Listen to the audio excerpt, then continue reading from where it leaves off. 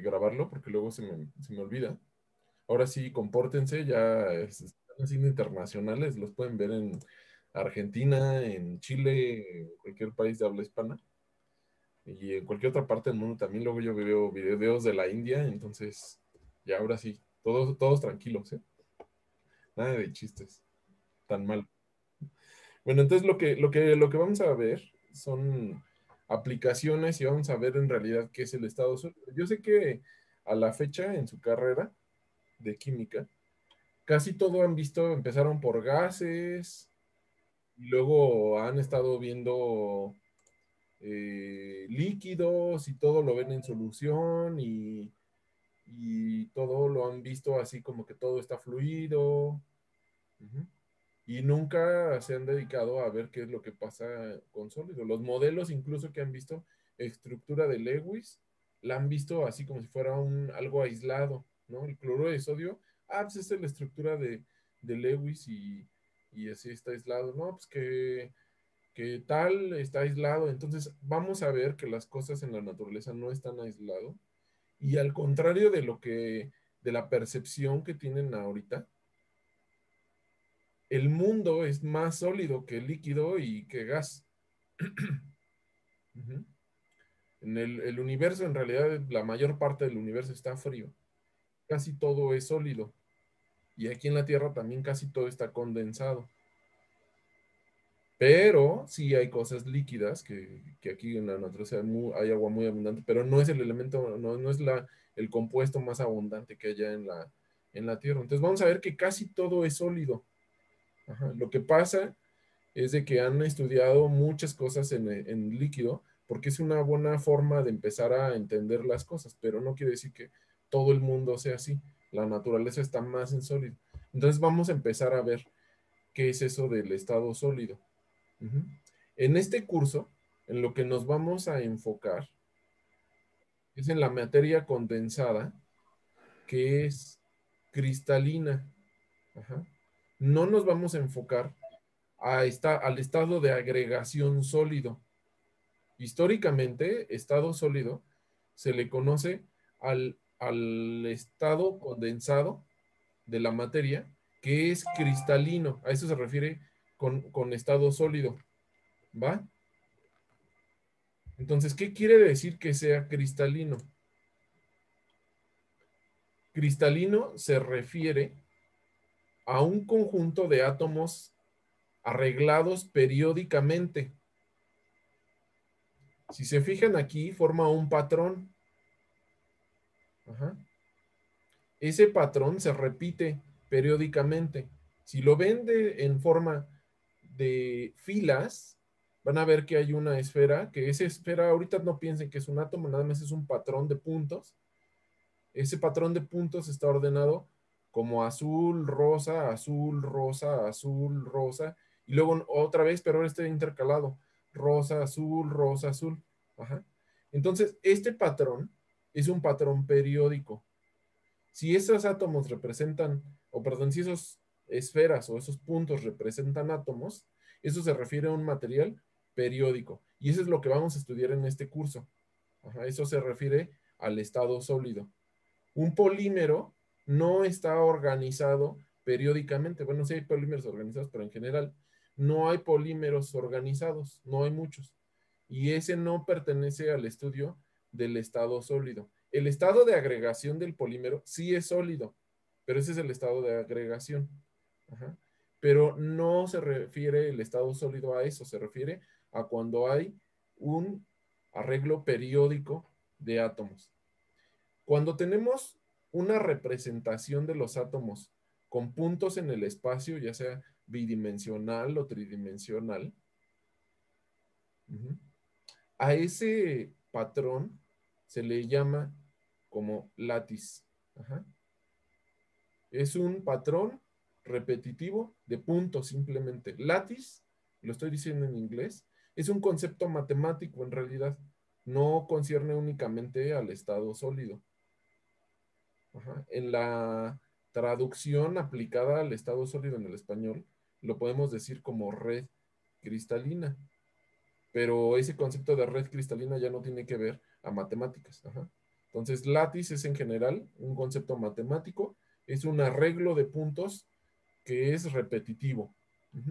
Eso significa látiz. Y existen diferentes tipos de redes cristalinas o látiz.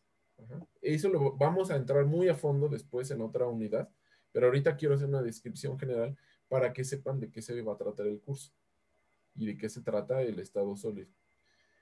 Entonces, si nosotros asumimos que ese arreglo de puntos en el espacio, ese concepto matemático, cada punto representa un átomo, por ejemplo, que las esferas o las bolitas, que están en dos dimensiones, ni siquiera son esferas, las bolitas azules y las bolitas rosas representen un átomo diferente, cloro y sodio.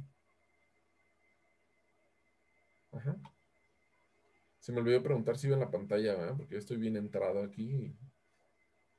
No, sí se ve. Sí, se ve bien. Bueno, Lo vemos. ok, entonces, cloro y sodio pueden estar representados por esos puntos. Ajá. Y pueden tener diferentes acomodos o diferentes celdas unitarias. Estoy introduciendo ya dos conceptos. Red cristalina, látiz, un arreglo de punto, y la celda unitaria. La celda unitaria es la unidad mínima con la que podemos representar la totalidad del material. Repito, la celda unitaria es la unidad mínima con la que podemos representar la totalidad del material. Eso quiere decir que para no estudiar todo el material completo, en un cristal chiquito hay millones y millones de átomos. Imaginen 10, ¿cuánto? A ver, ¿alguien me puede decir cuánto es el valor de un mol? ¿Cuántos átomos tiene un mol más o menos? ¿En qué? 6.02 por 6.022 10 a la 23. Ajá, 10 a la 23, eso tiene 23 ceros, es millones y millones, son 23 ceros, es muchísimo, ajá, en un mol. Entonces, conceptualmente, para nosotros humanos, que no tenemos un cerebro donde puede pensar todo así, tan grande, no podemos entender la magnitud o los efectos en ese material tan grande. Ajá. Entonces, lo que hacemos es reducir todo a la unidad mínima. Esa unidad mínima se llama la celda unitaria. Esa celda unitaria está representada aquí con estas líneas negras. Si ustedes se dan cuenta, es lo que se encuentra dentro de estas líneas negras se puede reproducir infinitamente en dos dimensiones en este caso. Vamos a ver, lo que está dentro de esta línea negra no es esta esfera, es un cuartito de la esfera nada más, y lo que está dentro de esta esfera rosa es solamente un medio. Ajá. Entonces, dentro de este cuadrado, que les acabo de decir que le vamos a llamar la celda unitaria, que es la unidad mínima, va a ser capaz de representar todo el material. Si ustedes reproducen este cuadrado en la siguiente, acá, pegan este cuadrado nuevamente y van a ver que se reproduce exactamente lo mismo que está en la primera celda unitaria. Entonces, la primera celda unitaria tiene un cuarto en las esquinas de cloros y tiene un medio a la parte media de sodios. Ajá. Lo pegamos acá y sí, efectivamente, hay un cuarto de cloro, un cuarto de cloro nuevamente, un cuarto de cloro, un cuarto de cloro, un medio, y en el centro una átomo completo de cloro. Ahora, esta forma de representar a los materiales, esta celda unitaria que está aquí, es únicamente conceptual. Es para que nosotros, como humanos, podamos entender cómo está organizado el material. Entonces, no hay una única forma de hacerlo. Lo podemos hacer de diferentes formas. ¿Por qué? Porque el material está ahí, pero podemos tomar como vértices, como esquinas, ahora diferente átomo. Ahora tomamos como diferentes esquinas en vez de el cloro, que era aquí la esquina, lo tomamos como el sodio. Y si se fijan, esta celda unitaria también es capaz de ser reproducible periódicamente en el espacio, tanto en el eje X como en el eje Y. Si la pegamos aquí, aparece nuevamente la misma celda unitaria, y si la pegamos acá, aparece la celda unitaria acá, que es exactamente igual a la original. Entonces, este material que es el cloruro de sodio, conceptualmente lo tenemos que dividir en pedacitos que le llamamos celda unitaria para poderlo estudiar, para poderlo entender. Las propiedades de esta celda unitaria son reproducibles periódicamente en el espacio. Quiere decir que esta celda unitaria va a tener la misma propiedad que esta. Y por eso podemos partirlo en pedacitos. Lo que cambia muchas veces es el punto de referencia que nosotros tomemos. Ahora, hay ciertos criterios para hacer esa celda unitaria. Hay diferentes criterios y decimos cómo la reducimos al mínimo. Y hay criterios estándar para que otra gente se pueda comunicar científicamente con nosotros y podamos entender que estamos hablando de lo mismo. Aquí abajo hay otras representaciones de cómo hacer la celda unitaria. Aquí, en este caso, pusimos que en la esquina de la celda unitaria hay un átomo de cloro. Acá pusimos que hay un átomo de sodio. Pero ahora, ¿qué tal si no ponemos ningún átomo? Entonces, si se fijan, este es el mismo patrón original del material. Pero podemos hacer las divisiones que no haya ningún átomo en la esquina. La consecuencia es que matemáticamente eso es un poco más complicado. Porque si ponemos aquí un átomo en la esquina, este átomo va a tener la posición 0, 0, 0,0. Ajá. Pero aquí, ¿qué posición tiene este cloro?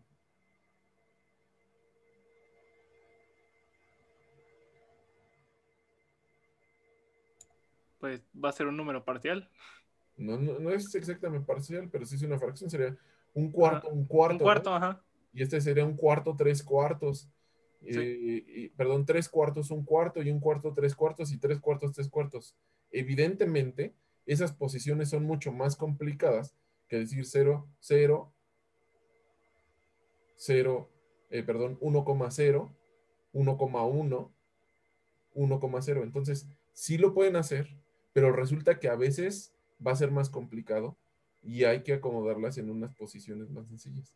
Otra forma de ver es, a lo mejor es que lo rotamos y ponemos solamente, es el mismo patrón aquí que está, pero ponemos en las esquinas al átomo de sodio y aquí en el centro al átomo de cloro. El problema con esto es que ahora hay que aplicar una rotación, o sea, matemáticamente es un poco más complicado. Si en alguna ocasión resulta que matemáticamente se nos facilita porque vamos a hacer un tipo de transformación, alguna difracción, algo, pues a veces conviene tomar otro sistema. Ajá. Que eso es algo común. Ajá. Y podemos tomar incluso patrones un poco más complicados. Por ejemplo, aquí tomamos cuadrito, cuadrito, línea. Y luego otro tipo de cuadritos. Ajá. Línea. Es el mismo patrón, si se fijan aquí, este es el mismo patrón organizado. Pero estamos tomando como celdas unitarias diferentes cosas. Pero matemáticamente esto es más complejo.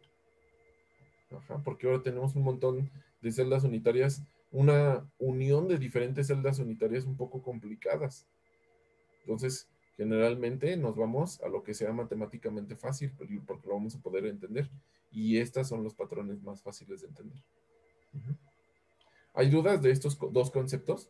Látiz, que es equivalente a red cristalina en español, y eh, celda unitaria. No, todo bien. Creo que no, profe. ¿Sí? Vientos. Entonces cada Bueno, uno es una celda unitaria, simplemente se complica más el asunto conforme nosotros escojamos cuál sea. ok, sí, es correcto. Y vamos a ir viendo diferentes reglas y diferentes formas estándar de las celdas unitarias. Vamos a ver cuáles son las celdas unitarias aceptadas. Hay unas celdas unitarias que son imposibles porque no pueden cubrir todo el material y eso lo vamos a ir viendo más adelante. ¿Dudas? ¿no? Bueno, Entendí. si no hay dudas, pues nos vemos la siguiente clase. Que les vaya bien, que tengan buena... Ah, no es cierto. No, Marco, ¿cómo así? No, no es cierto, vamos empezando. Listo. Bueno, entonces lo que vamos a ver son, eh, dentro de estos materiales cristalinos que les acabo de decir que conciernen en el estado sólido, cuáles son las aplicaciones, cuáles son los campos que hay y cuáles son las cosas relacionadas. Entonces hay muchas cosas relacionadas al estado sólido. Está muy presente en sus vidas la ciencia del estado sólido, pero y la tecnología desarrollada por el estado sólido, pero igual y no lo han notado. Entonces, vamos a hablar de campos generales. El estado sólido a veces lo dividen en física o en química, pero en realidad es uno solo. Siempre vean la ciencia como una sola, porque tienen que ser, es muy interdisciplinaria, así tiene que ser. Ujú. Entonces hay otras áreas como la mineralogía, la cristalografía, los cerámicos, la metalurgia, la termodinámica, la ciencia de materiales, la electrónica, las matemáticas y la programación, que se encuentran todas involucradas para resolver este tipo de problemas. Entonces vamos a ver algunas aplicaciones de algunas de estas ramas que estoy diciendo. Ujú. A ver, antes de que yo diga, ¿me pueden decir así de lo que se les ocurre, de lo que creen? Y con estas así como ramas muy generales que les he dicho. ¿Me pueden decir ahorita así como están? Algo que sea producto del estado sólido y que les haya cambiado la vida. Así como están, volteen ahí a Los su, celulares, todo lo que estamos utilizando ahorita mismo, ¿no? los celulares, pero como todo, a ver, ¿qué sería todo? Pues en cuestión lo que lo compone cada circuito, cada fracción mínima, por así decirlo, del celular.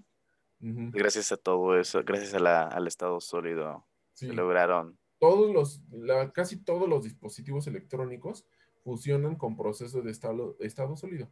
Y vamos a ir viendo poco a poco cómo funcionan esas cosas. No puedo adentrar mucho porque eso, para llegar a desglosar bien, hay que tomar un curso que se llama Propiedades Físicas de Estado Sólido y luego hay que tomar otro curso de dispositivos de estado sólido que están en la Facultad de Química. Y este es un curso de introducción, pero les voy a dar todas las herramientas para que puedan entender de qué se trata. Ajá, y sí voy a desglosar así en el curso, así como que a grosso modo, cuáles son los modos de operación. Entonces, vamos a ver algunos dispositivos tecnológicos, porque de estado sólido hasta los ladrillos que están en su casa son periódicos. El piso que tienen en su casa, así sea de tierra el piso que tienen, también es periódico ese material. Si tienen loseta también, a menos que tengan madera o vinil, eso no es pero el cemento sí es periódico. Pero hay dispositivos, digamos, que me gustaría más que entráramos en estudio de eso, porque a final de cuentas el ladrillo, eso ya quedó en la época de los fenicios, ¿no? Luego me dicen, no, pues las tazas de la cocina, pues sí, pero ya para la universidad ya no estamos para eso, ¿no? Ya eso hace 3000 años, así descubrieron el barro y las cerámicos, y eso que quede para los fenicios. Entonces vamos a nuestro nivel universitario del 2021, vamos a estudiar dispositivos en estado sólido que corresponden a esta época. Ajá, ya no nos vamos a enfocar mucho en eso de los cementos y, las tazas de baño, o sea, sí son un hito, o sea, sí son algo bueno. No, nunca he hecho en letrina, pero pues sí es más cómodo, yo creo que la taza, ¿no? Entonces, vamos a ver algunos dispositivos del estado sólido y, por ejemplo, las celdas solares son un claro ejemplo de los dispositivos en estado sólido. El LED, que significa Light Emitting Diode, ajá. El LED, de donde me están viendo ahorita, menos que tengan una computadora de hace 20 años, ahorita me están viendo con una pantalla, ya sea en su celular o en su computadora, que tiene unos LEDs chiquititos de 3 colores, y esos LEDs están formados por dispositivos en estado sólido. Ajá.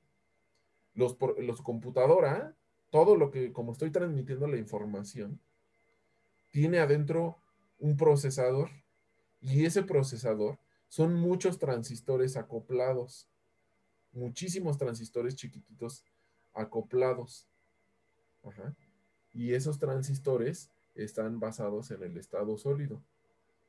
A ver, creo que tengo unas diapositivas más adentro de qué se trata, porque luego empiezo a hablar, me gana la emoción y revelo el secreto antes de tiempo. Los dispositivos en disco duro, del disco duro, perdón, utilizan ferromagnetismo para guardar la información. Ese es un claro ejemplo del estado sólido.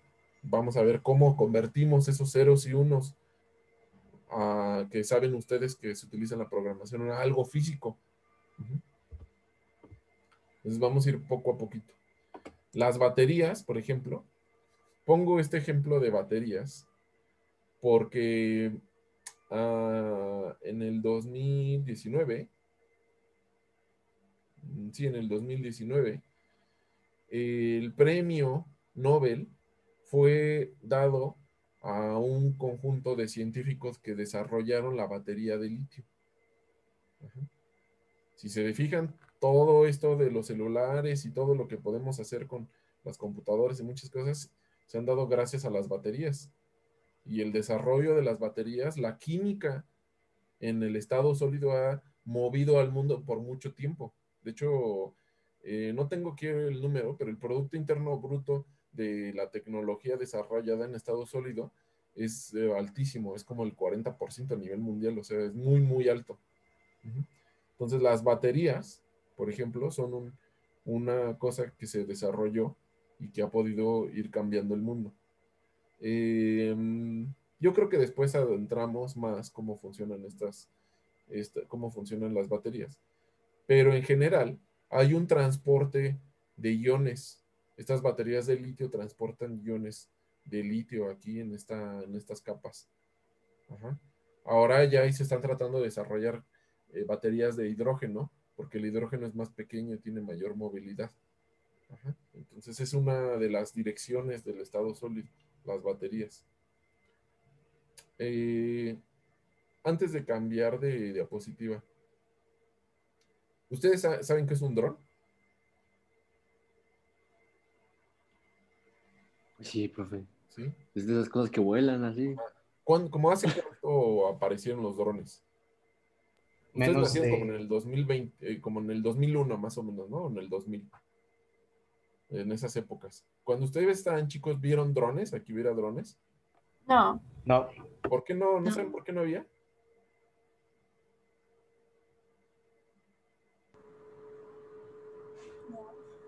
Apenas se estaban desarrollando, ¿no?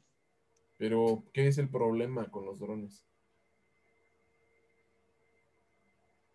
la duración de la batería. Ese es uno, la El batería. peso. Ajá. Había otro problema ahí muy importante. A ver, les quiero hacer otra pregunta. Los carros eléctricos, ¿los vendían? ¿Había una compañía que dijera, vamos a vender carros eléctricos? Como ahora ya hay varias.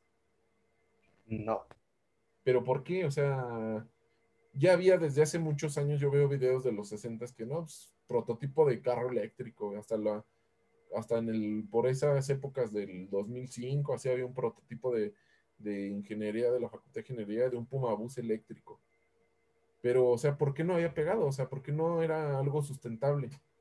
Pues resulta que los motores también ahora son más eficientes. Uh-huh. Ustedes saben cómo funciona un motor, ¿verdad? Pasaron ya su curso de Física 2 y ahí el profesor que les dio Física 2 debió haberles enseñado que hay algo que se llama la ley de Gauss. Cuando hacen pasar corriente a través de una bobina eléctrica, esto tiene un magneto fijo alrededor, aquí han desarmado un motor, ¿no? No. No. Bueno, les voy a dejar de tarea que le digan a su mamá que les preste tantito la licuadora y ahí se dan el gusto. No, la No va a licuadora quedar, tiene más no va a años No, que querer. no la va a yo. soltar. Tiene más años que yo la licuadora. Yo lo sé, estoy bromeando. Pero ¿saben qué? Me gané mis fregadazos en mi casa, pero aprendí. No me dejaban desarmar nada, obviamente, pero pues yo agarraba la grabadora, yo agarraba el estéreo y a ver qué es lo que había dentro. Agarraba la computadora y así, ¿no? Entonces, un motor, obviamente a mis padres tampoco les gustaba que desarmaran las cosas, pero ni modo. Un motor aquí adentro tiene un magneto. Busquen si quieren cómo es un motor. Aquí tiene un magneto y acá tiene otro un magneto circular. Y aquí tiene una bobina y aquí tiene dos contactos. Y cuando este es un motor DC. Cuando hacen pasar la corriente por aquí, hace que la bobina genere un campo magnético, pero aquí la corriente, aquí en la bobina, tiene un cortador, digamos que gira y pasa la corriente. Gira, no pasa. Gira, pasa. Entonces, eso hace que el campo magnético se prende y apaga. En teoría, no quiero andar mucho esto de cómo funciona el motor, pero el campo magnético de los imanes viejos no era tan eficiente. Era un campo magnético, pues ahí regular son. Resulta que en el estado sólido, alguien se dio a la tarea de pensar a fondo, ¿por qué un magneto es un magneto? ¿Por qué genera un campo magnético? ¿Por qué tiene un campo magnético interno? ¿Cuál es el origen? ¿Alguien sabe cuál es el origen del campo magnético de los imanes? ¿Cómo que el origen? O sea, las leyes de... ¿Cuál es el origen? O sea, pregúntense el por qué, de dónde viene el campo magnético. El movimiento de cargas, ¿no? Sí, Más o sí. menos, vamos por ahí. Hay dos cosas que generan el campo magnético: el movimiento de cargas, que ese es el momento angular orbital, ajá. Pero además hay una partícula, todas las partículas tienen un momento magnético intrínseco. ¿Alguien sabe cómo se le llama ese momento intrínseco de todas las partículas? El spin. Spin. Spin, correcto. Entonces, el spin y el momento angular orbital, que quiere decir que está relacionado con los orbitales, dan el momento magnético. Entre más electrones tenga, mayor campo magnético va a tener. ¿Me pueden decir la configuración electrónica del hierro cero? A ver, búsquenle ahí pregúntenle a Mr. Google. Si no, Pues es kernel de argón, 4s2, ajá, sería ¿cuántos? 3D, 3D, ajá, ¿qué más? Es de 6. 3D6. 3 de 6, ¿seguro? Ujú. Sí, ok. Entonces, configuración de la capa de valencia 3 de 6, ajá, 6 electrones. Del neodimio, a ver, si me pueden decir, si no han pasado, espero que han pasado todo su curso de estructura de la materia, ¿cuál es la configuración electrónica del neodimio? Es, bueno, la del xenón, 4F4 y 6S2. Y abajo del 4F4,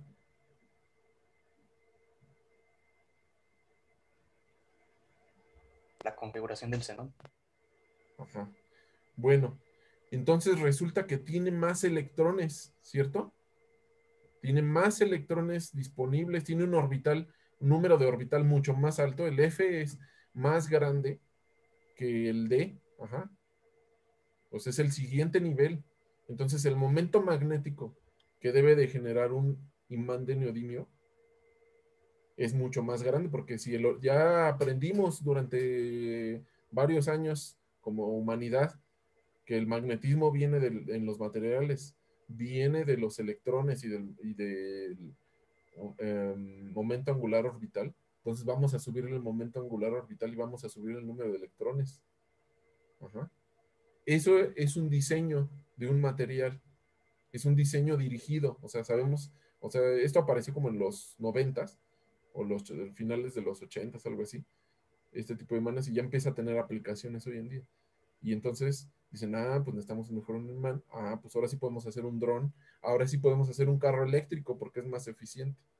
Ajá. O sea, todo este diseño tecnológico y este diseño involucra varias cosas.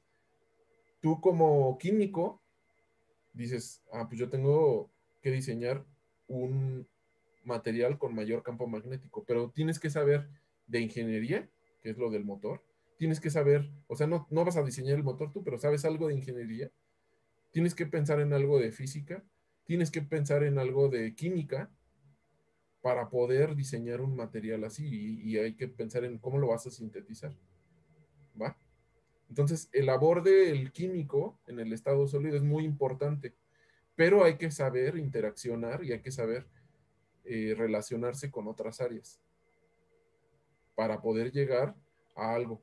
O sea, tú tienes que saber a dónde voy, por qué lo quiero hacer. Ah, pues yo quiero que en el futuro funcione de esta forma, quiero aportar al futuro, pero mi labor como químico parte desde aquí. Otro caso importante de que les dije son los LEDs. No fue en el 2016, me equivoqué. Fue en el 2014. Este equipo de científicos e ingenieros diseñaron el LED azul que hoy tenemos en todos lados. La pantalla de los celulares, la pantalla de la computadora, hasta las pantallas de los carros que ya traen, en nuestras casas la iluminación, y gastan muy poca energía.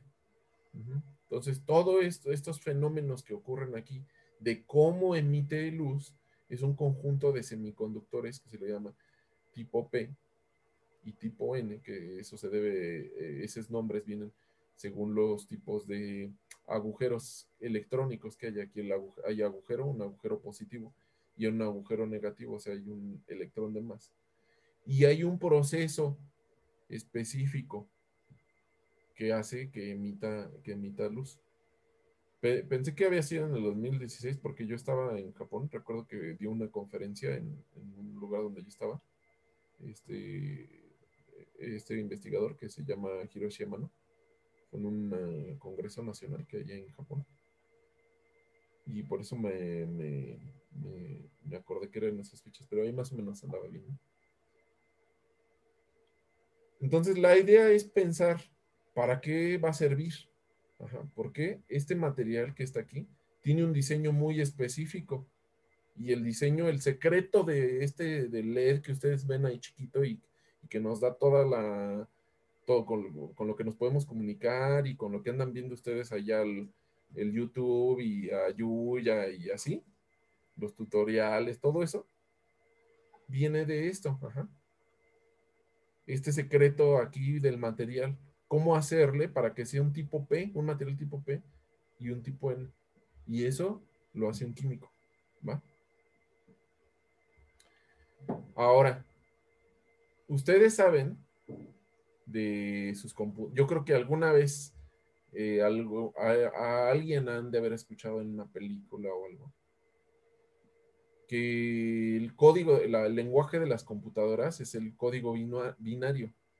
¿Ustedes han escuchado eso o en algún curso de computación que hayan llevado? ¿Les han dicho que es un código binario o no? Sí. Sí. Sí. Entonces, ese código binario, para escribir una letra, para escribir un número, se escriben con ceros y unos. Solamente hay posibilidad de ceros y unos. ¿Pero por qué? O sea, dicen, pues es que, habiendo tantas letras en el alfabeto, tantos números, ¿para qué nos limitamos a ceros y unos? O sea, nunca se han preguntado eso, ¿para qué nos limitamos? Bueno, lo que pasa es que físicamente solamente podemos grabar ceros y unos en los materiales, pero no es exactamente que grabemos el número 0 y 1. Podemos grabar en un disco duro un campo magnético en una dirección positiva y un campo magnético en una dirección negativa. Ya en forma más avanzada se está buscando que decir, espina arriba, 1, espina abajo, 0. Ajá, y de hecho ya empieza a haber dispositivos así, todavía no están, creo, a la venta todos así. Pero el campo magnético sí lo podemos controlar. Campo magnético positivo, más 1. Campo magnético negativo, menos 1. Eso nos va a ser equivalente a un código binario 0 y 1. Y 0 y 1 lo podemos convertir en números, en letras, y eso se le llama un bit. Ajá. Una letra tiene 8 bits. Y eso lo podemos convertir, un código, lo podemos convertir en una imagen, lo podemos convertir en un video, lo podemos convertir en música y lo podemos convertir en muchas cosas. Simplemente desde la idea de ceros y unos, que en realidad son campos magnéticos en un disco. Vamos a ver más adelante cómo generamos esos campos magnéticos, cómo lo obligamos a que tenga ese campo magnético. Ceros y unos, arriba, espina abajo. Ahora, estoy dando generalidades para que vean cuál es el poder de lo que pueden hacer, cuál es el alcance. Y después, hoy no voy a hablar, pero el viernes que voy a dar una conferencia, voy a hablar hacia dónde vamos. O sea, estos son cosas de los 70s, ¿no? Pero quiero que estén conscientes de eso. Pero vamos a ver después a dónde vamos ahora, a dónde va al futuro. ¿Alguien me puede decir qué un transistor? ¿Alguien ha escuchado qué es un transistor? ¿Cómo funciona? ¿Algo? ¿Algo saben? ¿Es un amplificador de señales eléctricas? No, en realidad no. Un amplificador es diferente.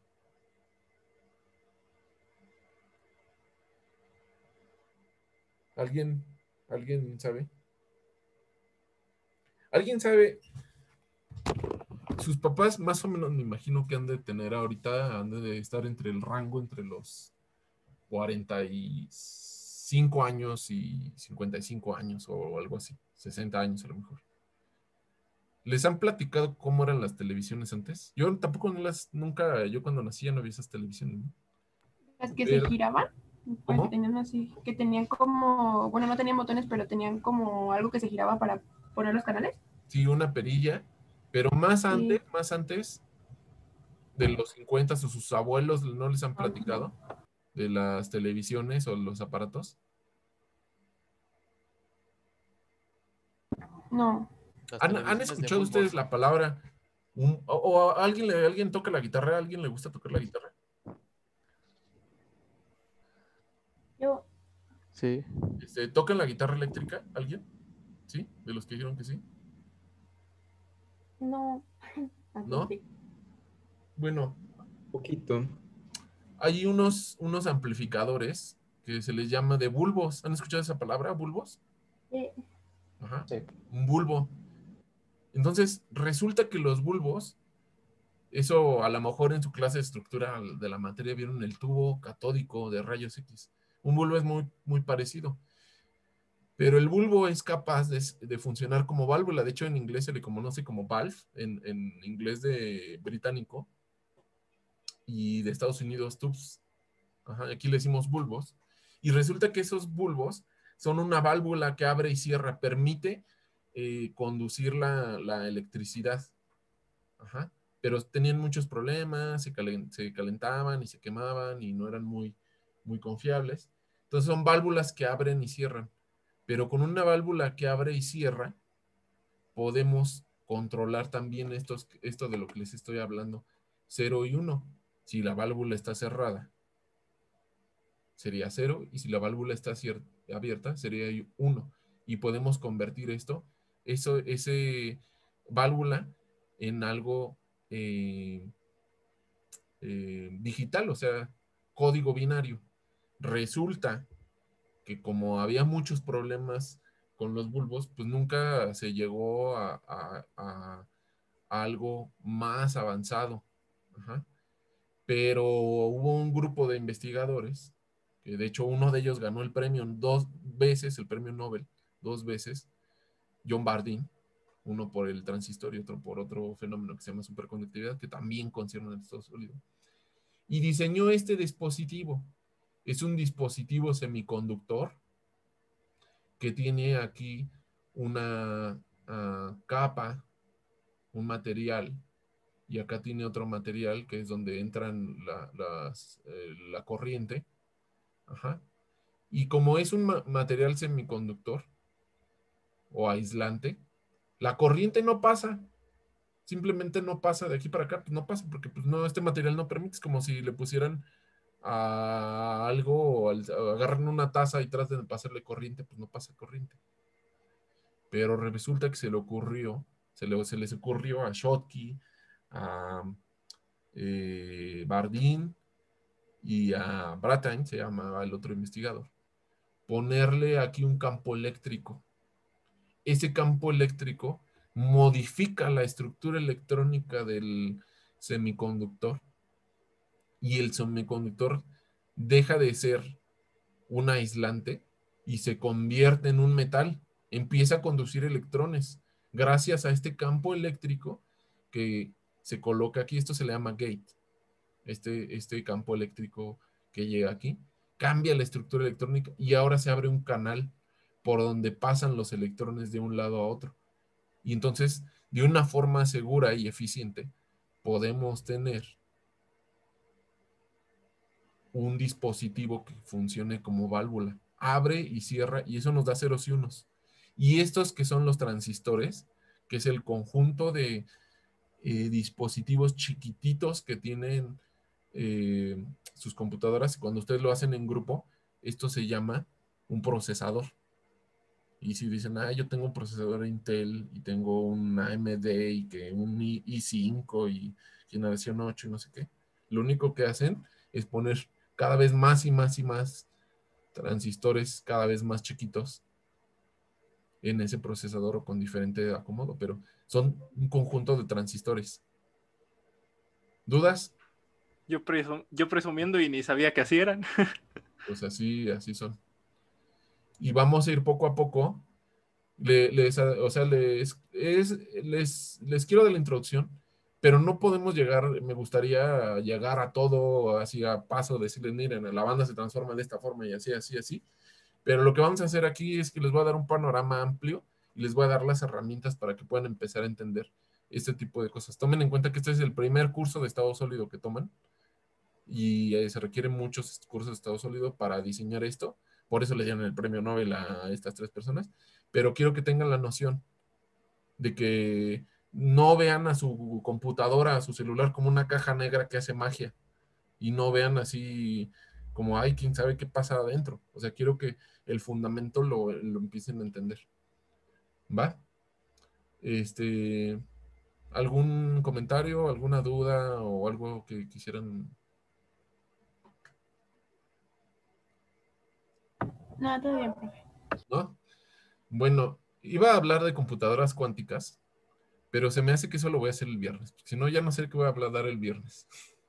Porque me piden que dé el seminario y eso ya está más avanzado desde investigación, no es como para algo general, pero si les interesa esto de las computadoras cuánticas y que les explique cómo funciona, vayan el viernes a las 5 y ya les hablo de cómo los nuevos materiales van hacia allá, cómo se está buscando que los materiales que estamos generando conviertan todo a, a cuántico y que les voy a hablar que es un qubit y ese tipo de cosas. Profe, Sí. digo, perdón, Marco, en el chat hay una pregunta. Dicen Dice, que si los... dice la pregunta, ¿los discos de estado sólido tienen la misma premisa que los HDD? Más o menos, porque el HDD tiene un disco magnético que va girando y tiene una aguja. Ajá. Y esa aguja va grabando magnéticamente en un punto y en un punto y graba así bit por bit. O sea, el disco va girando y la aguja se le acerca y va grabando la parte magnética. Por eso yo creo que han escuchado que si le acercan a una computadora un campo magnético muy fuerte, pues lo borra, porque le borra las direcciones en las que tenía guardado. Y ahora hay otros discos duros que se llaman SDD, que son los de estado sólido, que nos está diciendo Iván. Y esos discos duros también guardan la información de forma magnética, pero no tienen una aguja ni tienen ningún disco, sino que es similar digamos, a la tecnología de una USB. Pero sí, a final de cuentas, guarda el campo magnético arriba abajo. Y hay otros ya mecanismos que se han desarrollado para guardar información combinados. Ujú. Pero sí tenemos que guardar alguna propiedad física, por ejemplo, el campo magnético, el campo eléctrico, ciertas propiedades similares. ¿Dudas?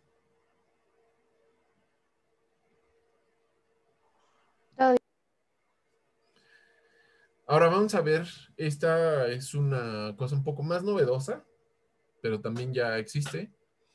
Esto se llama termopotencia y se compone de dos efectos. Uno se llama el efecto Seebeck y otro se llama el efecto Peltier. Entonces, en el efecto Seebeck lo que tú haces es que tienes una diferencia de potencial térmico, o sea, hay una parte caliente y una parte fría. Y cuando tienes dos materiales, haces que haya un flujo de corriente eléctrica. Ajá.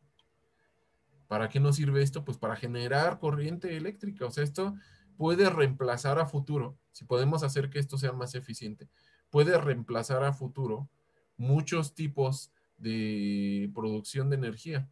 O sea, el estado sólido también sirve para la producción de energía. Vamos a ver más a fondo estos casos de energía eléctrica, porque solamente a través de calor y frío podemos eh, generar corriente eléctrica. Esto aquí tiene un radiador para hacerlo frío, para enfriarlo, y algo que esté caliente, por ejemplo el sol o una situación así. Y al revés se le conoce como efecto Peltier. Si tú pasas corriente, el mismo dispositivo pasas corriente, tú haces que una parte se enfríe y otra parte del dispositivo se caliente. Entonces esto sirve para un refrigerador. Pueden hacer un refrigerador diferente a los que tenemos ahora. De hecho, ya hay refrigeradores así para automóviles. Los conectas a la batería y ya enfrían. Obviamente no enfrían tan eficiente, por eso no han reemplazado a los materiales, a los refrigeradores nuevos. Siguen entrando con este tipo de gases. Se supone que ya no los iban a usar, pero yo trabajaba en una compañía que hacía polímeros para refrigeradores y ahí se usaba el CFC, así llegaba a pipas, ¿no? Pues ya trajeron la pipa, así ahí había una pipota ahí grandotas, entonces no, realmente no se ha podido eliminar, a lo mejor son más inertes que los iniciales, eso sí, pero no ha habido una forma tan eficiente. Entonces, este diseño de materiales, este efecto Seebeck y efecto Peltier, tiene su eficiencia dependiendo de la naturaleza del material. Es algo delicado, hay que cambiar la conductividad térmica y eléctrica del material y hay que diseñar, o sea, pero para diseñarlo hay que entender cómo ocurre la conducción electrónica y cómo ocurre la conducción térmica. O sea, la conducción térmica son vibraciones y hay diferentes tipos de modelos para aproximar la vibración de los átomos y cómo ocurre la conducción. Entonces, todo esto depende del material y ahí es donde entran los químicos a pensar en el diseño de un nuevo material que sea eficiente como un refrigerador, en el caso del efecto Peltier, o que recupere energía a través del calor o a través del gradiente de temperatura. ¿Va? Según yo, Ujú. hay ¿cómo se dice? Una investigación donde el gadolinio Ajá. puede hacer exactamente ese mismo efecto a través de un campo magnético. Si lo pones en un campo magnético, se calienta mucho, pero una vez que lo retires, va a enfriar. Entonces también están haciendo ese tipo de refrigeraciones con gadolinio a través de un campo Sí, magnético. eso se llama magnetocaloric effect, no sé cómo se diga en español, efecto magnetocalórico. Eso es otro tipo de fenómeno. Aquí no he involucrado nada de campo magnético. Y eso que me dices de gadolinio, no es solamente de gadolinio, son unas sales de gadolinio y a eso se le llama una sal paramagnética o enfriamiento adiabático. Ajá, es un proceso en donde tú le aplicas el campo magnético, alineas los espines, lo dejas que se enfríe, o más bien que llegue al equilibrio térmico, y una vez que quitas el campo magnético, los espines empiezan a desalinear, disminuye la energía libre de Gibbs y baja la temperatura. Es otra forma, es un método de enfriamiento, de hecho. No quise hablar de eso porque es un poco más a fondo, pero sí estás en lo correcto. Pero no es nada más gadolín, es una sal de gadolín. Ujú. Y ahí también hay que pensar como químico, ¿por qué gadolinio? ¿Y por qué? ¿Me puedes decir la configuración electrónica del gadolinio, Iván? Sí, voy.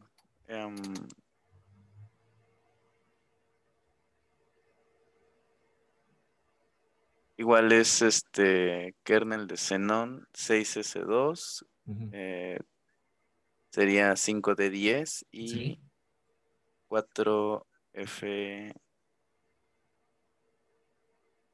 4F8. ajá, entonces tiene un montón de electrones. F8, el F son ¿cuántos orbitales?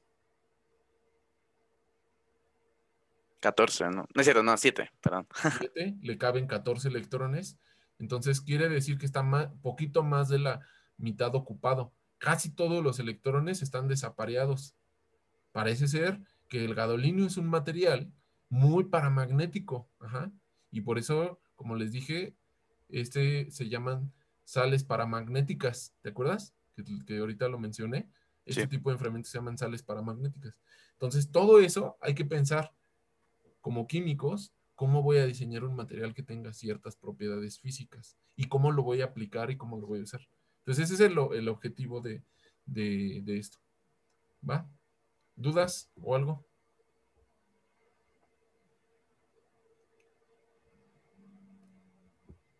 Todo Bueno, bien. vamos a la siguiente. Como están viendo, este curso tiene que ver con muchas cosas, no nada más tiene que ver con inorgánica. Tiene que ver, el estado sólido es muy interdisciplinario y no hay que tener miedo de las cosas, hay que tratar de unificar lo que han aprendido a lo largo de su carrera. Sé que van en cuarto semestre, pero hay que tratar de unificar lo que ya llevan. Otro tema importante es la superconductividad. A la superconductividad se le conocía como el santo grial del estado sólido. ¿Ustedes saben qué significa ese término del santo grial? Es la copa de la que supuestamente bebió Dios, ¿no? Se supone una copa y que se creía o no se cree, no sé. Todavía hay gente que no lo cree. Que mística y que le daba poder al pueblo y etc. Y según un grupo de personas resguardaba eso que le llamaban los caballeros templarios. Ahora ya los caballeros templarios son puros sicarios.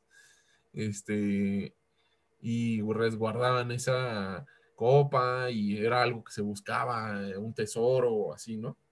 Entonces esto de la superconductividad tomó ese nombre del Santo Grial porque es algo que durante muchos años se ha buscado y que se ha tratado de mejorar y de implementar. Si quieren, después les hablo más. De hecho, sí, al final del curso voy a hablar más a fondo de esto, ya no me acordaba, es de los últimos temas. Y la propiedad de la generalidad es que tiene dos efectos muy importantes, que tiene resistencia igual a cero. A cierta temperatura la resistencia, aquí está graficada resistencia, o más formalmente debe ser resistividad, pero la resistividad es una forma normalizada, pero aquí en la gráfica puse resistencia. Entonces, cuando baja la temperatura, en cierto momento la resistencia desaparece. No estoy diciendo se hace chiquita, estoy diciendo se hace cero, desaparece totalmente la resistencia. A veces estoy suscrito ahí como en unos canales de YouTube y en unos grupos de Facebook según Sense, y alguien dice, no, no, es que no es cero, es que no es cero, es chiquita, pero nada es cero. Eh, me, me, perdón que diga esto, pero me emperra que sí, que digan cosas así. Se hace cero, cero, absoluto cero. Ajá. Entonces hay muchos métodos con los que se ha identificado que hace cero. Y eso aparentemente es un material que va en contra de la noción o en contra de la intuición que tenemos como humanos, porque todos los materiales se empiezan a calentar y empiezan a perder conductividad y empieza a tener así ciertos efectos. Eso cuando se calienta se llama efecto Joule. Y cuando los electrones chocan contra los núcleos, ahí hay algo que se llama tiempo de relajación y etc. que vamos a ver luego más adelante. Pero resulta que los superconductores no. Es totalmente cero. Y entonces eso le da unas propiedades muy importantes para a la tecnología. Y además tiene algo que se llama efecto Meissner. Ese efecto Meissner hace que el campo magnético se refleje. No estoy diciendo que se convierta en un imán, porque el imán siempre tiene un campo magnético positivo o negativo, etc. Pero el magneto es diferente en el sentido del superconductor, porque el superconductor es un espejo. Cualquier campo magnético que le pongas, lo refleja. Eso se le llama diamagnetismo, pero es diamagnetismo perfecto. Entonces, efecto Meissner y conductividad, perdón, y resistividad igual a cero, esas son las características de un superconductor. Resulta que lo descubrimos hace 100 años. Bueno, lo descubrió yo no, pero lo descubrió un investigador que se llamaba Camer-Liones, Heike Camer-Liones, en 1911, en Leiden, en la Universidad de Leiden. Le dieron el premio Nobel por eso. Actualmente ya tiene muchas aplicaciones este fenómeno hay unos trenes que levitan, que uno va de Nagoya a Tokio en Japón. Se lo querían tener listo para ahora de lo de las Olimpiadas. No he seguido últimamente si ya está listo, pero pues ni Olimpiadas va a haber, entonces no sé si todo el esfuerzo muy bueno, ¿no? Pero, por ejemplo, la resonancia magnética para investigación se está tratando de usar para mandar cables de superconductores en vez de cables de cobre. Este tema en realidad me apasiona, me gusta mucho esto de la superconductividad. Un día fui a Holanda, viajé a Leiden, nada más para ver el laboratorio original de Camer-Liones. Hay muchas historias ahí. Es todo un hito, así es. O sea, es el iniciador de una gran rama de investigación ahora. Entonces se me hizo muy interesante nomás ir a ver ahí el laboratorio. Pero llegué ahí al laboratorio y ¿qué creen? Ahora es el departamento de Derecho. El laboratorio original es departamento de leyes, una cosa así. Y nada más movieron las cosas a otro laboratorio y el nuevo laboratorio le llaman laboratorio de Camer-Liones, pero ahí no trabajaba Camer-Liones realmente. Este tema es tan importante que es el tema que más premios Nobel ha dado. Hay como 15 o algo así, 12 entre física y química que corresponden a superconductividad en realidad, porque es un tema que si se logra, no hemos podido predecir cuándo va a ser un material superconductor, no podemos, hay cosas que no entendemos, hay muchos que sí los entendemos, muchos superconductores, pero hay muchos que no entendemos, no se sabe por qué pasa, ni qué va a pasar, o sea, hay cosas donde estamos totalmente ciegos ahora. Y y si se logra evolucionar, se considera que vamos a tener una revolución tecnológica tan fuerte como cuando se desarrollaron los transistores. O sea, los transistores nos han traído muchas cosas, ¿no? Las computadoras, las teles, los radios, los teléfonos, todo eso. Pero ahora imagínense un transistor hecho de un superconductor. Nuestra vida sería totalmente diferente. O si pudiéramos manipular, además puedes almacenar ahí energía infinitamente, porque los transistores, perdón, los materiales superconductores conducen la electricidad sin pérdida de energía. Entonces ahí lo podrías dejar sin nada, como si fuera una batería, podrías dejar la corriente ahí dentro del material. Entonces, después les doy una clase de superconductividad. Ahorita no me estamos hablando, pero es un tema muy importante en el estado sólido. Es una rama muy fuerte. Vamos a ver. Otra aplicación importante del estado sólido son las celdas solares. Poco a poco hay mejores celdas solares. Es un concepto ya a lo mejor antiguo. Bueno, antiguo me refiero 20 años, 25 años, no sé. De hecho, tienen más las celdas solares, más tiempo. Pero no eran tan buenas, no eran tan eficientes. Y ahora cada vez son más eficientes porque aprendemos a hacer mejores materiales. Aprendemos a diseñar mejor la capa en estado sólido. Ahora ya se sabe que entre más cristalino sea, más eficiente. Al principio se hacía como un granulado, ahora ya se tratan de hacer monocristales. Vamos a ver como químicos cómo crecer un monocristal, cuál es la idea de un monocristal, por qué es más importante que sea más perfecto aquí en una celda solar. ¿Qué tiene que ver? ¿Qué es esto de N, tipo N, que ya lo vimos? Les dije que les iba a enseñar vocabularios. ¿Alguien me puede decir qué significa silicón?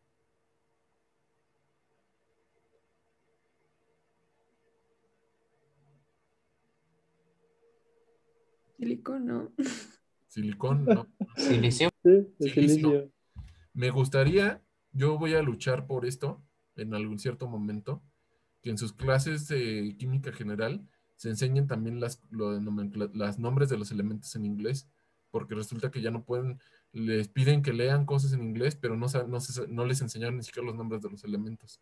Entonces, silicón significa silicio. Ujú. Y yo no sé para qué enseñan nomenclatura en español si ya nada está en español ya. Pero en fin, ahí los torturan estudiando cosas que van a ser poco útiles.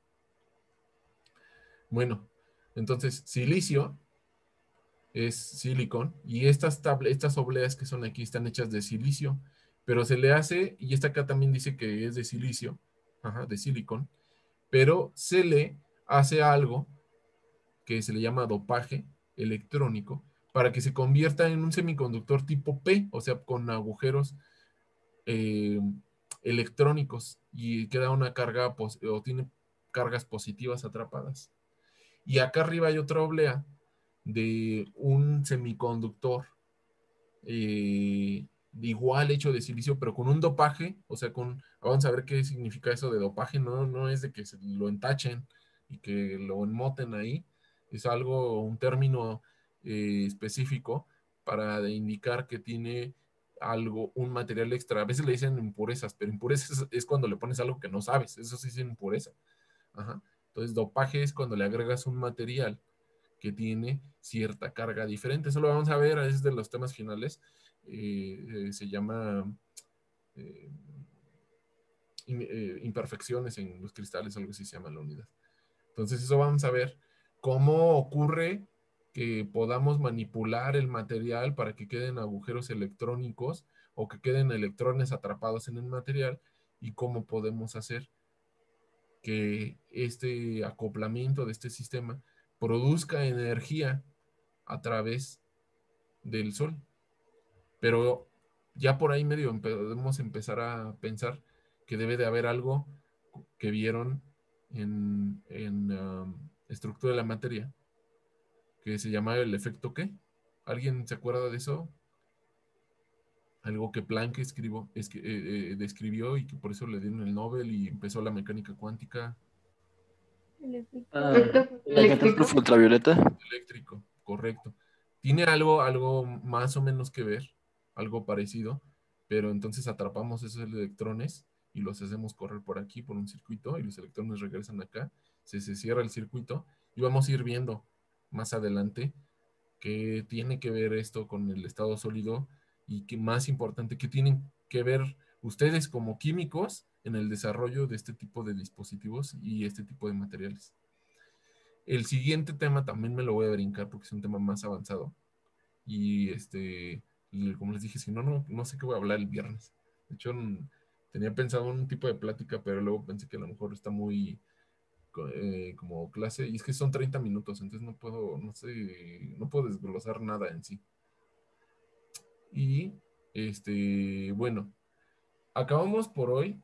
Faltan 15 minutos para que termine la clase. ¿saben qué? Ya sí lo vamos a seguir, porque luego a final de semestre me falta tiempo. Y luego que si hay paro y que la manga del muerto, ya menos. Luego ya si hay paro, el semestre pasado hubo paro y al final tuve que dar todo comprimido. Creo que no tuvimos clase una 2 semanas, ¿no? Una cosa así. Marco, yo tengo una pregunta. Es que tengo un amigo biólogo Ajá, y tuvimos una discusión sí. porque... ¿A golpes o nomás así? No, es una discusión de química. Con cuchillo. Porque, No es cierto, ya porque según yo le dije que cristal solamente es que tenga una estructura ordenada, pero él decía que a fuerzas tiene que haber un metal para que sea cristal. ¿Es cierto eso? ¿O se puede ver como cristales orgánicos? ¿O sería un cristal falso? ¿O... Preséntame a tu amigo para cachetearlo. No, ahorita vamos a ver eso. Ahorita vamos a ver. No tiene que haber un metal. Eh, Ahorita, para empezar, vamos a ver, eso es un punto delicado que no puedo dejar al aire, pero vamos a ver qué es un metal, porque hay un concepto de preparatoria que le dicen, no, pues es que un metal es maleable y es ¿qué más? A ver, díganme, ¿qué conceptos se saben de qué es metal? A ver, díganme. Dúctil, tiene brillo Ajá. Eso y es, conduce electricidad. conduce electricidad. Ajá. Bueno, a lo largo del curso, vamos a ver que ese concepto es muy precario y está bien para chicos de la prepa y pues ya no pueden, si estudian música o estudian teatro, pues a lo mejor no tiene tanto sentido que lleguen a un concepto formal de metal. Pero en esta clase de estado sólido vamos a ver qué cosa es un metal. Entonces, ese aspecto que me estás diciendo, de que un cristal tiene que tener un metal, pues está muy corto porque no están definiendo qué es metal. Y vamos a ver que hay cristales, obviamente, como les estoy diciendo, que no son metales. Ajá. Así como ejemplo para que le digas a tu amigo de su concepto, fíjate, le voy a decir el grafeno. Vamos a buscar aquí en San Google. Grafeno. El grafeno tiene esta característica. Ajá. Es periódico. ¿De qué está hecho el, el grafeno? De carbón. Carbono. De carbón.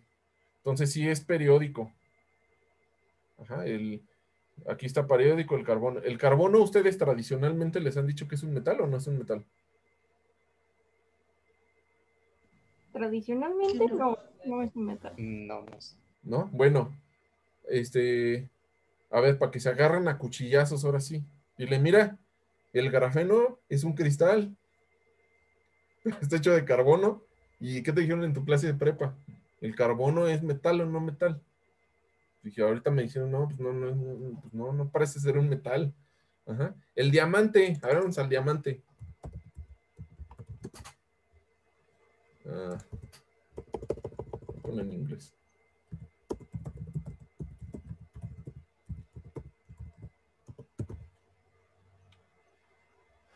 El diamante tiene esta estructura cristalina. Ajá. ¿De qué está hecho el diamante? ¿Alguien sabe? De carbono. Carbono. Carbono. ¿Metal o no metal? No metal. No metal. Bueno, cambié el ejemplo de grafeno al diamante porque el grafeno es metálico, de hecho. Después vamos a ver cuando defina por qué cosa es metálico, después les voy a explicar.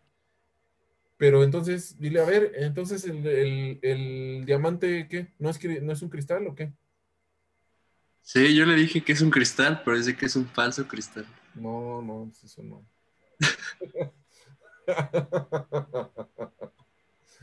Ay, bueno, ahorita vamos a ir viendo. Para eso estás estudiando química. O sea, no es su rama, ¿no? Obviamente no puedes decirle. Pero ustedes como químicos no pueden tampoco dejar que su deber, como de lo que están aprendiendo, no pueden dejar que haya mentiras, ¿no? O sea, si ustedes van al centro comercial y les dicen que el aparato ese que les apunta en la nariz les va a matar las neuronas, pues ustedes no pueden permitir eso. Ustedes son químicos, ya aprendieron eso en su clase de estructura en la materia. Su profesor les debía haber enseñado el principio del cuerpo negro, ¿no? Y por ahí empieza la clase, el cuerpo negro, y ustedes pueden explicarle al señor que se ponga en ganesio que no le está matando las neuronas, simplemente el radioactivo es él es el que está emitiendo radiación infrarroja. Entonces ustedes deben de permitir, no deben permitir eso, explícale a tu amigo con argumentos claros. Ahora que avancemos más en el curso, le explicas cómo, por qué es un cristal. Obviamente no hay que ser grosero, él no tiene la culpa. Igual un músico te puede llegar y decir, explicar cosas, pero sí hay que tratar de llevarlos por el camino del bien. Entonces, ahorita vamos a ver más casos de materiales y a ver si después de esta clase, espero que a lo mejor sea suficiente, le puedes explicar a tu amigo qué cosa es un cristal. Ahora hay otra cosa que todavía no domino, de hecho tengo interés, que se llaman cristales de tiempo. Ajá, no estoy bien a fondo de eso, pero la situación es que debe ser periódico, ¿no? A eso se refiere que sea cristalino. Entonces vamos a continuar. Si quieren, bueno, yo también quiero. Voy a leer más acerca de eso de los cristales de tiempo y les explico después. Ah, sí, había leído. Bueno, había visto ahí un logo de un video de mi novio Javier Santoloya. Ahora, igual aquí a Confesiones, Facultad de Química. No, es que es un físico, pero muy bueno. Bueno, como divulgador científico. ¿Cómo se llama? Javier Santoloya. Ah, creo que sí lo he visto. Ujú. Bueno, entonces vamos a empezar aquí. Ustedes les dijeron, es que estos de aquí son metales de transición y metales alcalino-térreos y metales y etc. y gases nobles. De aquí, ¿cuáles están en estado sólido en la Tierra de forma natural? El ¿Las hierro. tierras raras? Las tierras raras, Silicio. el hierro, aparentemente casi todos los de aquí, o sea, el titanio, el vanadio, el cromo, el manganeso, el hierro, todos estos metales de transición, casi todos están en estado sólido. El litio, También. bueno, desafortunadamente ustedes están pasando por una situación donde no hay laboratorios, pero resulta que todos estos también son estados sólidos. Es más fácil ver en el laboratorio el sodio, el magnesio, calcio. Son medios reactivos, pero sí son sólidos. Y de aquí, por ejemplo, el carbono También es sólido. también es sólido, ¿no? El grafito que tienen ahí, los diamantes que les acabo de enseñar. El El aluminio. hidrógeno, ¿perdón? El aluminio. El aluminio, ese es sólido. El silicón, Sí, también sólido. También es sólido. ¿cómo se dice este elemento en inglés? Tin. Tin, ok. Quiero enseñarles ese tipo de cosas. Quiero que cuando salgan a la vida real nadie se burle de ustedes porque no saben lo básico. Y eso está mal en la Facultad de Química, no enseñan lo básico. Deben de aprender esto en inglés. Aunque leo una vez todos los elementos para que lo sepan. Ajá. Este elemento, ¿cómo se dice? ¿Cuál? Mercury. Mercury. Freddy. Como Freddie Mercury. Ok, va. Bueno, ahí váyanlos leyendo, ¿no? Váyanlos siguiendo. Entonces vamos a. Ay, caray, se nos fue. ¿Qué pasó? Yo tenía ahí algo. Entonces, prácticamente todos los elementos de la tabla periódica en estado natural se encuentran en estado sólido, excepto los que están aquí con azul, que son los líquidos, el bromo y el mercurio, y los que son gases. Esto no quiere decir que en cierta cambios de temperatura o algo o presión, esto no se convierta, porque el mercurio fácilmente se convierte en sólido, al igual que puedes convertir en sólido todos estos. El que más trabajo cuesta convertir en sólido es el helio. De ahí en fuera todos los puedes hacer sólidos a cierta presión y temperatura. Pero el helio también lo puedes hacer sólido en ciertas condiciones.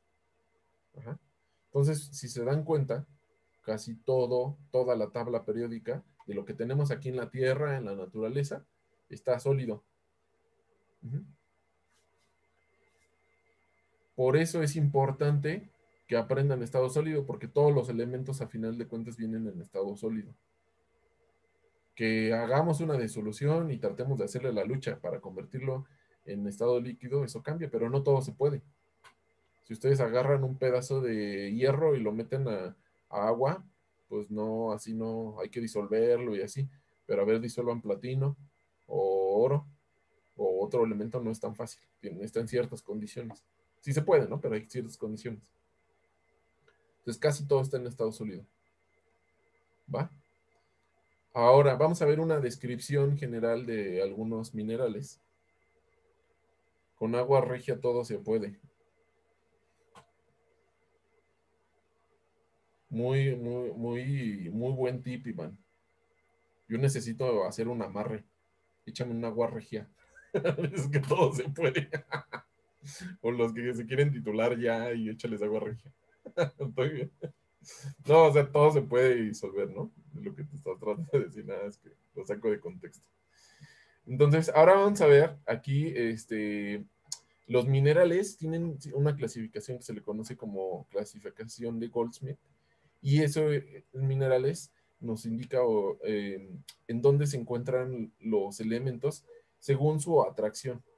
Entonces, crust, ¿cómo se dice en inglés? Digo en español.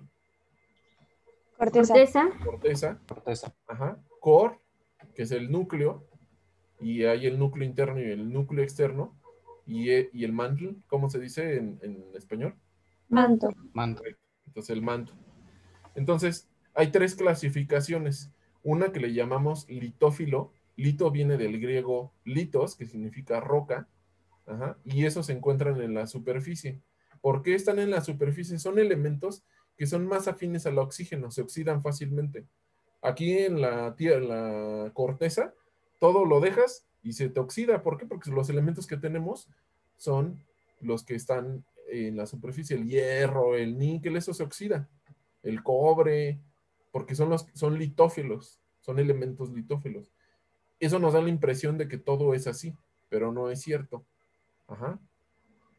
Por ejemplo, el rutenio es un elemento que en vez de preferir oxidarse, prefiere estar su estado natural es estar en forma metálica. Si tú calientas rutenio, ese elemento va a liberar el oxígeno. Ajá. Entonces, los elementos que se atraen más bien al hierro, ese se les conoce como siderófilos. Siderófilo viene de siderón, que significa acero, o más bien hierro. Y esos tienden a hundirse, porque en el manto de la Tierra lo que tenemos es hierro y níquel. Ajá, principalmente en el núcleo, y en el manto lo principal que hay es hierro y níquel. Entonces, si hay una parte de rutenio por acá y el rutenio no está asociado con el oxígeno, se empieza a hundir y están más para acá. Entonces, esos elementos son más caros, más difíciles de conseguir porque están más abajo. Y luego vienen los calcófilos. Los calcófilos están generalmente cerca de la superficie y son elementos que se unen a los calcógenos. Ajá, los calcógenos son los elementos que se encuentran en la familia del oxígeno, pero que no son oxígeno. Estos son el azufre, el selenio, el teluro, el polonio. Principalmente los más comunes son azufre, selenio y teluro. ¿Alguien sabe por qué se le llama calcófilo? ¿De dónde viene esto?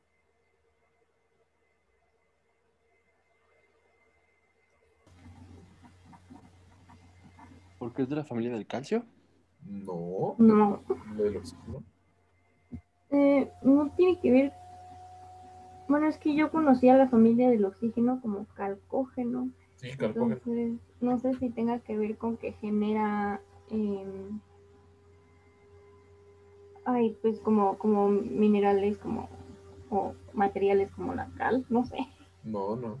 Calcógeno viene del griego que es calcogen, y eso significa asfixiar en griego.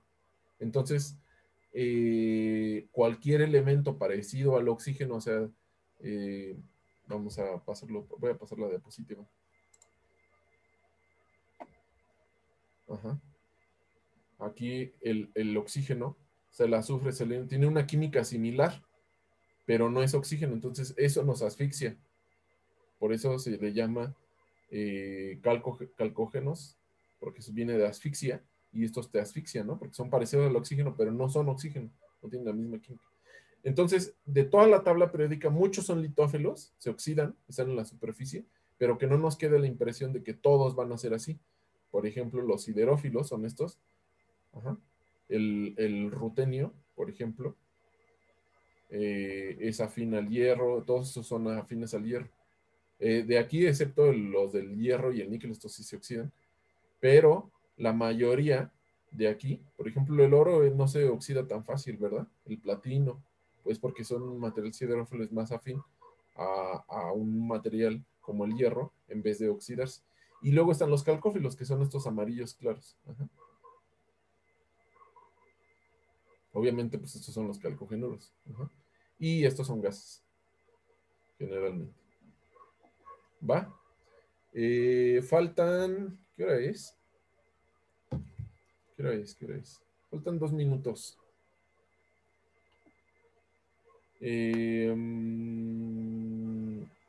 Dejen ver qué sigue.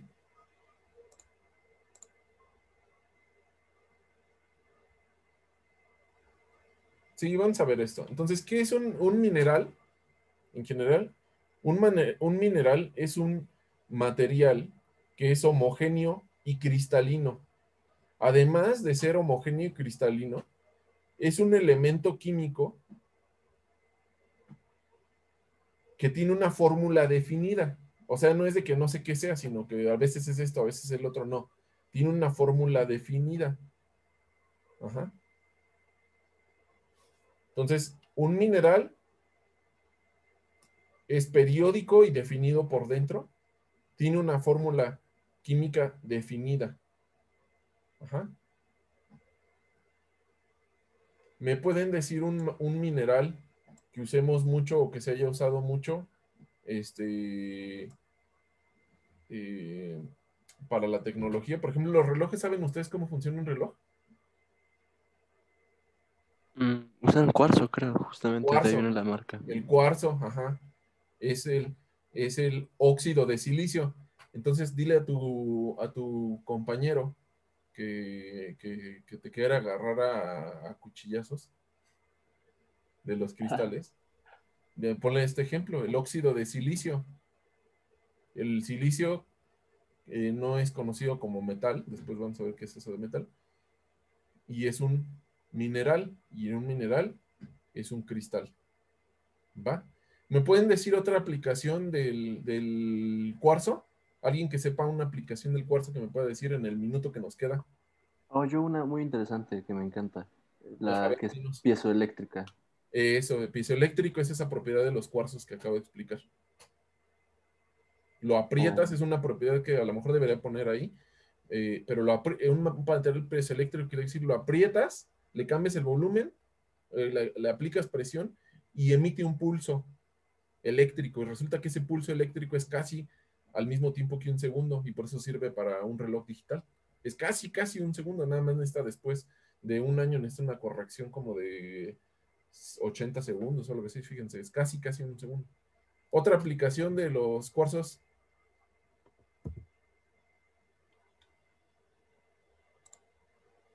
Efectivamente, para el amor, para el dinero y para alinear los chakras. Muy bien, correcto. Se ve que han estado estudiando para vibrar alto. Nos vemos el día, los que puedan, nos vemos el día viernes. Les mando en lo de Telegram vamos a ver más aplicaciones de lo de estos, los diamantes no se va a quedar así en alinear los chakras y eso. Nos vemos el día viernes, los que puedan, y si no, pues ya nos vemos el día lunes. Y ya el lunes les enseño que pueden pasar los cuarzos para que se alineen los chakras. Marco, esto lo vas a subir a... Y este video están siendo grabados Sí, esto lo voy a poner ahorita en YouTube. Muchas gracias. ¿Va? Vale. Gracias. Cuídense. Nos Cuídense. vemos, cuídense. Muchas gracias. Gracias, Hasta Marco. luego. Hasta luego. Gracias, hasta luego. Gracias, Marco, hasta luego. Hasta luego. Buen día, Marco. Bye, que les vaya bien. Buena tarde.